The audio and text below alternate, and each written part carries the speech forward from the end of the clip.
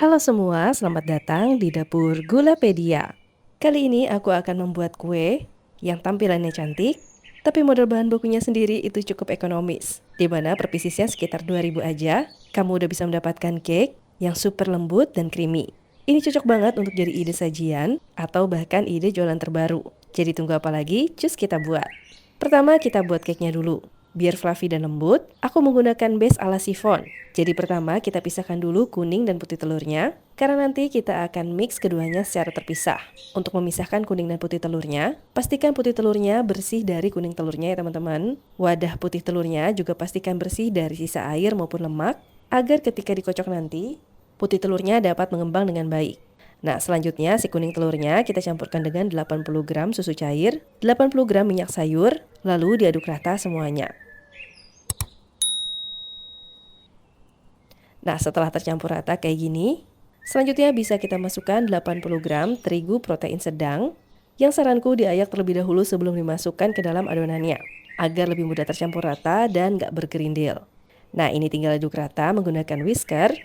Dan setelah tercampur rata kayak gini, teman-teman bisa tambahkan vanila untuk menutupi amis kuning telurnya. Karena jenis cake kayak gini, memang bagi yang sensitif terhadap bau-bauan, akan terasa lebih amis ya teman-teman. Jadi pastikan pakai vanila yang berkualitas. Nah, ini kita sisihkan terlebih dahulu. Selanjutnya, putih telur yang udah kita pisahkan tadi campurkan dengan sedikit cuka. Teman-teman juga bisa menggantinya dengan air lemon atau jeruk nipis, atau bisa juga menggunakan cream of tartar. Lanjut tambahkan seperempat sendok teh garam, dan ini dimixer dengan kecepatan rendah sampai berbusa banyak kayak gini. Nah, setelah berbusa banyak kayak gini, selanjutnya bisa kita masukkan gula. Di sini aku menggunakan 60 gram yang akan aku masukkan menjadi 3 tahap. Mixer dulu dengan kecepatan rendah hingga gulanya benar-benar larut. Selanjutnya baru kita masukkan gula tahap berikutnya. Oh ya, untuk memudahkan gulanya larut, teman-teman bisa menggunakan gula pasir yang butirannya lebih kecil. Lebih bagus lagi kalau teman-teman bisa menggunakan gula kastor ya. Nah, ini semua gulanya udah masuk. Selanjutnya setelah kita pastikan gula benar-benar larut, baru kita naikkan kecepatan mixer hingga yang paling tinggi. Nah, sesi memixer ini akan selesai jika pada mereng dapat membentuk jambu melengkung kayak gini. Jadi jangan sampai terlalu kaku ya teman-teman. Nah, setelah itu kita lembutkan dulu merengnya. Baru setelah itu putih telurnya ini bisa kita masukkan sepertiga bagian ke dalam adonan kuning telur. Ini namanya proses aduk pancing, karena di sini kita akan menyamakan dulu konsistensi antara adonan kuning telur dengan adonan putih telurnya. Jika konsistensinya sudah tidak terlalu kental atau hampir sama, diharapkan akan lebih mudah tercampur rata nantinya. Nah, jika sudah tercampur rata kayak gini, bisa kita masukkan kuning telurnya ini ke dalam adonan putih telur. Setelah itu tinggal diaduk semuanya dengan teknik folding atau aduk lipat. Nah, untuk cara mengaduknya sendiri kayak gini ya teman-teman.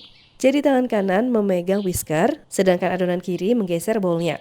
Nah, untuk whiskernya sendiri, aduk dengan pola dari bawah ke atas. Lanjut setelah dirasa cukup tercampur rata, pastikan kembali bagian bawahnya sudah tercampur rata dengan mengaduknya menggunakan spatula. Gunakan spatula yang cukup elastis, jadi bisa menjangkau seluruh bagian bowl. Nah, ini jangan sampai over mixing dan harus membentuk adonan yang kental kayak gini ya teman-teman. Itu tanda kalau adonan teman-teman benar dan nantinya dapat mengembang dengan baik. Nah, di sini karena kuenya aku akan buat 2 rasa, jadi adonannya aku bagi menjadi 2 bagian sama rata. Yang merah ini aku beri pasta red velvet secukupnya. Aduk rata lalu bisa kita masukkan ke dalam loyangnya. Untuk loyangnya di sini aku pakai ukuran 22 x 22 cm dengan tinggi 4 cm. Nah, untuk yang hijau ini aku menggunakan pasta green tea yang prosesnya sama dengan adonan yang merah tadi ya teman-teman. Oh ya, setelah adonannya masuk ke dalam loyang, hentak-hentakan sedikit untuk menghilangkan gelembung udara yang besar. Jadi nanti hasil cake-nya dapat cantik nggak mengkerut. Nah, cake-nya tinggal kita panggang dengan suhu 150 sampai 160 derajat Celcius selama sekitar 20 sampai 30 menit hingga matang. Dan setelah matang, cake-nya wajib langsung dikeluarkan dari loyangnya teman-teman. Ini untuk meminimalisir menciutnya cake. Selanjutnya tinggal didinginkan. Oh ya, untuk ovennya jangan lupa untuk dipanaskan terlebih dahulu sebelum digunakan selama 10-15 menit sebelum adonannya masuk. Setelah dingin, cake-nya tinggal kita cetak menggunakan ring cutter. Untuk diameternya sekitar 7-8 cm. Setelah itu simpan cake-nya dalam keadaan tertekuk kayak gini untuk membentuk shape-nya. Nah, untuk isiannya aku menggunakan whipped cream bubuk, lalu campurkan dengan air es. Selanjutnya ini tinggal di mixer dengan kecepatan tinggi hingga benar-benar kaku.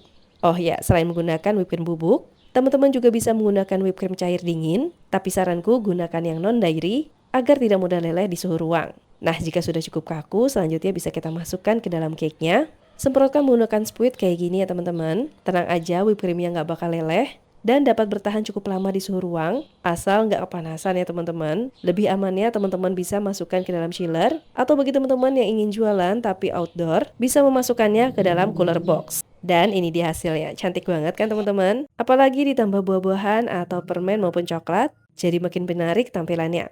Dan untuk rasanya sendiri, ini enak banget, apalagi kalau dimakan dingin-dingin. Whipped cream yang ringan tapi tetap creamy, bisa membuat cake ini tuh berasa kayak es krim. Pokoknya teman-teman wajib nyobain, jadi cus buat di rumah.